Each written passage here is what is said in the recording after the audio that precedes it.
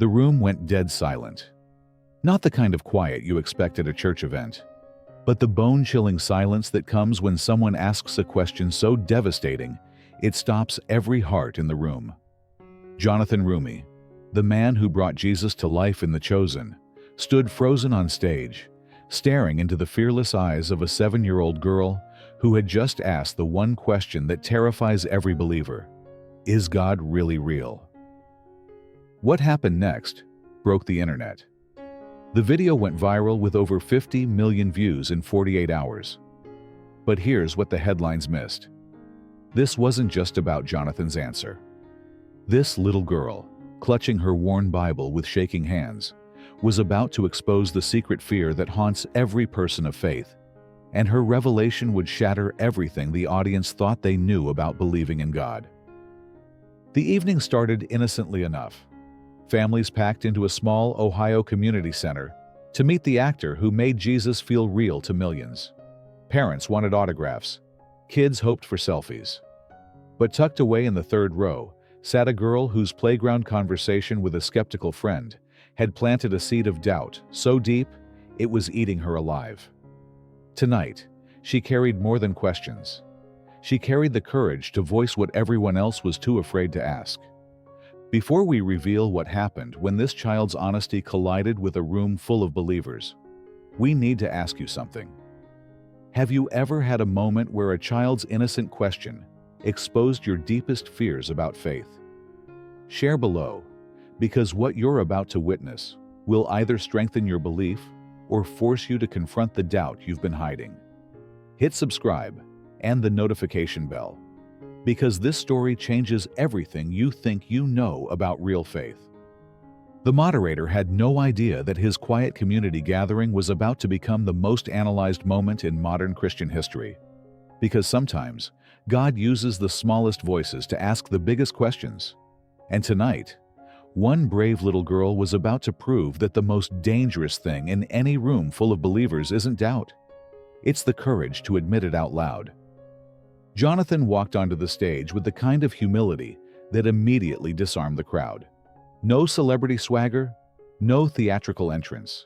Just a man who understood that playing Jesus meant carrying the weight of other people's faith on his shoulders. "Thank you for coming," he said, his voice cutting through the excited chatter. "I'm here tonight not as an actor, but as someone who's been broken and rebuilt by the same questions you carry." The first wave of questions came exactly as expected. A teenager asked about filming the Sermon on the Mount. A mother wanted to know how The Chosen had changed family dinners in the Roumie household. Jonathan answered each with practiced ease, weaving in glimpses of his own spiritual journey. He was open about his struggles, honest about the times he'd questioned everything, transparent about how portraying Christ had forced him to confront his own inadequacies. But Pastor David, watching from the side, noticed something the audience missed. Jonathan's eyes kept drifting to the third row, where a small girl sat perfectly still, clutching her Bible like a life preserver. While other kids fidgeted or whispered to their parents, she remained frozen, her young mind clearly wrestling with something far heavier than a 7-year-old should carry. The questions grew deeper as the evening progressed. A man in his 50s asked about finding God after addiction. A college student wondered how to maintain faith in a secular world. Jonathan's responses became more personal, more vulnerable. He talked about the night he almost walked away from faith entirely, about prayers that felt like they bounced off the ceiling, about the terrifying loneliness of doubt. "Faith isn't the absence of questions," Jonathan told the crowd, his voice growing stronger. "It's what we do with those questions that defines us. The moment we stop asking, we stop growing. The moment we pretend we have all the answers, we lose touch with the very God we claim to follow." The audience was completely absorbed now, leaning forward in their chairs. This wasn't the sanitized celebrity Christianity they'd expected. This was raw, honest, and dangerously real. Parents glanced nervously at their children, wondering if this level of transparency was appropriate for young ears. But the little girl in the third row heard every word. Her grip on her Bible tightened with each admission of doubt, each confession of uncertainty. Because while the adults in the room were being challenged by Jonathan's honesty, she was gathering courage for the question that would expose the elephant in every sanctuary, the doubt that lurks behind every prayer, the fear that whispers in the darkness when believers are alone with their thoughts.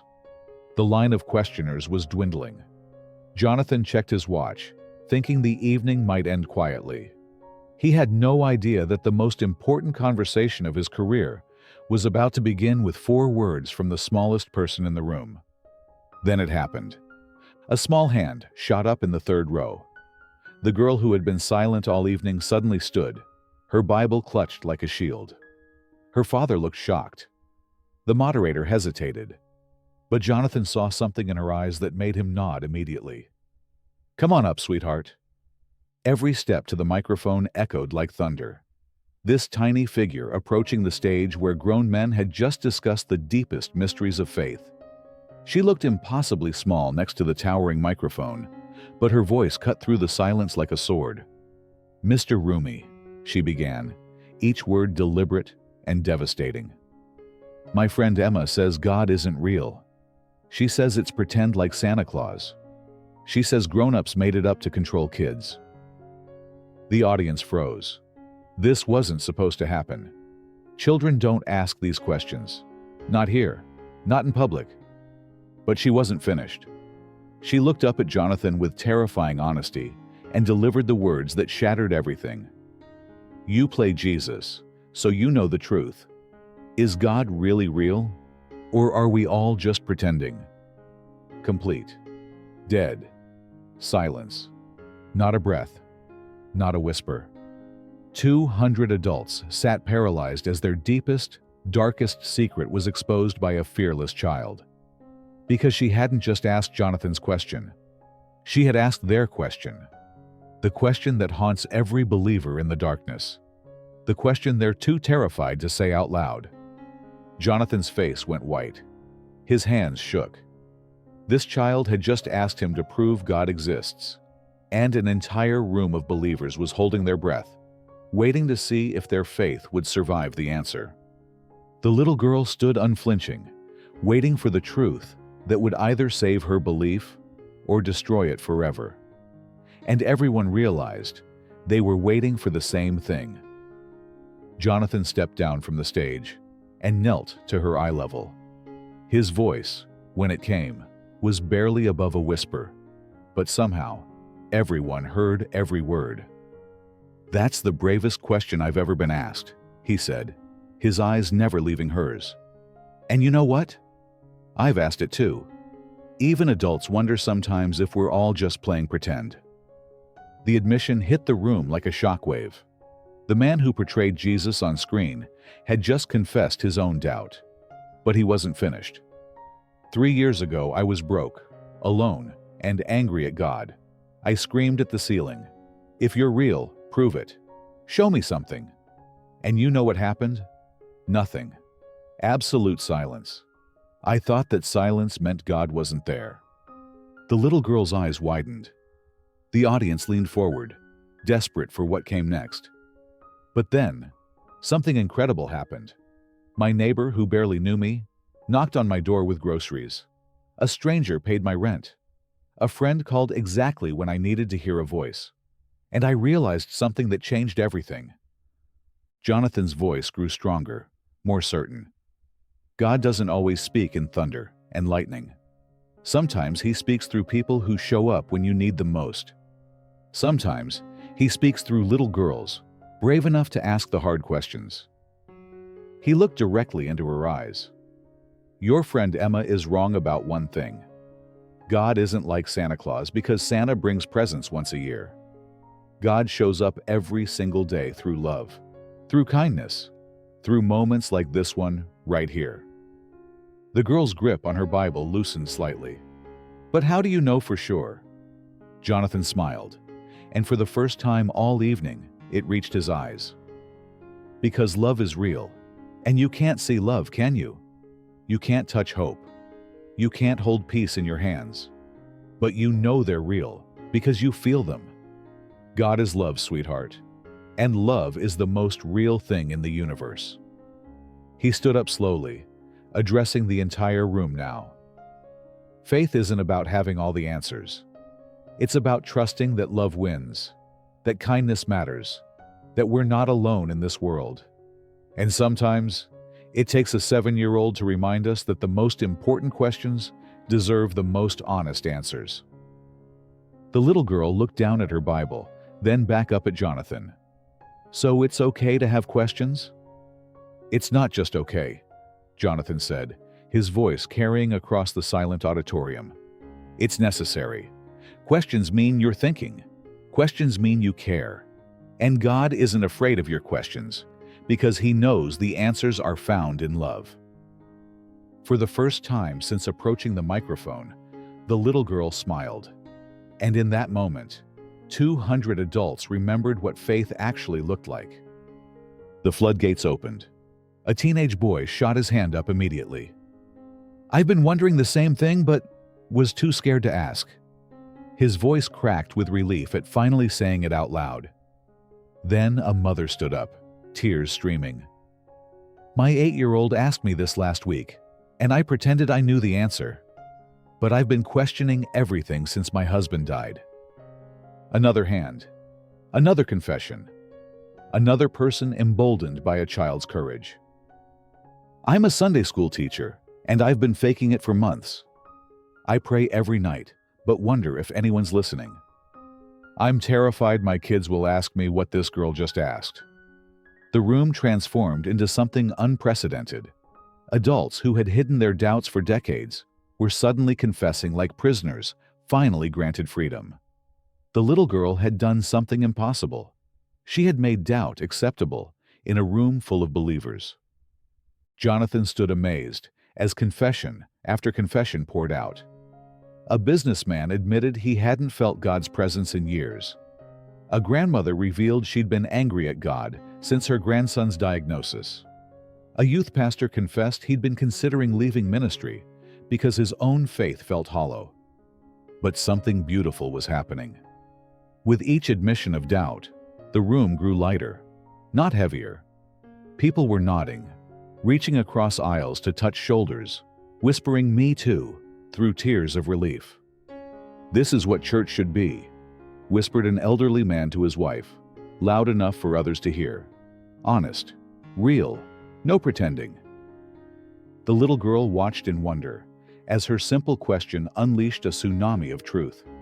She had expected to be the only one with doubts. Instead, she discovered she was surrounded by fellow questioners who had simply been too afraid to speak. Jonathan's voice cut through the emotional chaos. Look what happens when we stop pretending we have it all figured out. Look what happens when we're brave enough to admit we're all just figuring it out together. The transformation was complete. A religious Q&A had become a healing service, led not by a preacher or a celebrity, but by a 7-year-old girl who dared to ask what everyone else was thinking. The little girl raised her hand one final time. The room instantly quieted, hanging on every word from their unlikely teacher. Mr. Roumie, she said, her voice stronger now. So it's okay that I can't see God, but still love Him. Jonathan's eyes filled with tears. Sweetheart, that's not just okay. That's exactly what faith is. Loving someone you can't see, trusting someone you can't touch, believing in goodness even when the world feels dark. She nodded slowly, understanding flooding her face. Like loving my grandpa who's in heaven? Exactly like that.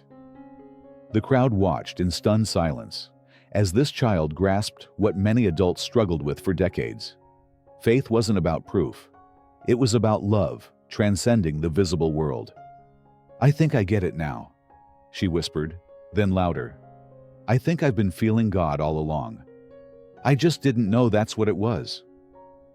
The revelation hit like lightning. How many believers had dismissed God's presence because they expected fireworks instead of gentle whispers? How many had missed the divine because they were looking for the dramatic? Jonathan knelt beside her one last time. You just taught this entire room something pastors spend years trying to explain. Faith isn't about seeing God. It's about recognizing His love in everything around us. The little girl beamed, her doubt replaced by something far more powerful than certainty: wonder. She had asked the hardest question and discovered the most beautiful answer. Not proof, but presence. Not evidence, but love. As she walked back to her father, clutching her Bible with new confidence, the entire room erupted in applause. Not for Jonathan, not for the event, for a 7-year-old theologian who had just redefined faith for everyone present. The moderator stepped forward, his voice thick with emotion. I think we just witnessed the most honest conversation about God that's ever happened in this building. But the real miracle wasn't what had been said. It was what had been healed. 200 people had entered that room carrying hidden doubts. They were leaving with something far more valuable: the knowledge that doubt and faith could coexist, that questions didn't threaten God, and that sometimes the most profound theology comes from the smallest voices. As the crowd slowly filed out, something extraordinary happened. Strangers exchanged numbers. Teenagers hugged elderly couples. Parents knelt down to really listen to their children's questions for the first time. A religious event had become a revival of honesty. The little girl skipped toward the exit, her Bible no longer a burden, but a treasure. Her father stopped to thank Jonathan, his voice breaking.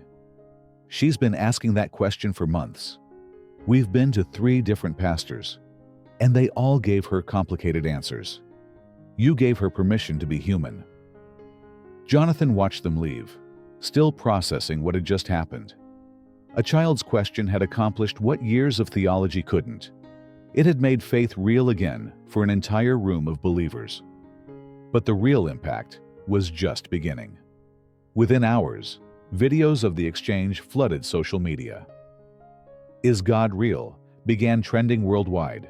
Churches started hosting honest question services. Seminary professors used the clip in their classes. The little girl's courage had sparked a global conversation about authentic faith. Months later, Jonathan received a letter written in careful 7-year-old handwriting. Dear Mr. Roumie, thank you for teaching me that questions make faith stronger, not weaker. I'm not scared to ask hard things anymore. Love, Sophie, the girl who asked if God is real. P.S. Emma from school asked me about God yesterday, and I knew exactly what to say. The real miracle wasn't answering a child's question about God's existence. It was discovering that sometimes the most sacred moments happen when we stop pretending we have all the answers and start admitting we're all just learning to love what we cannot see. One question, one honest child, one transformed room. Proof that faith doesn't require certainty. It just requires courage. Have you ever had a moment where a child's innocent question shattered everything you thought you knew about faith? A moment when their honesty forced you to examine your own beliefs?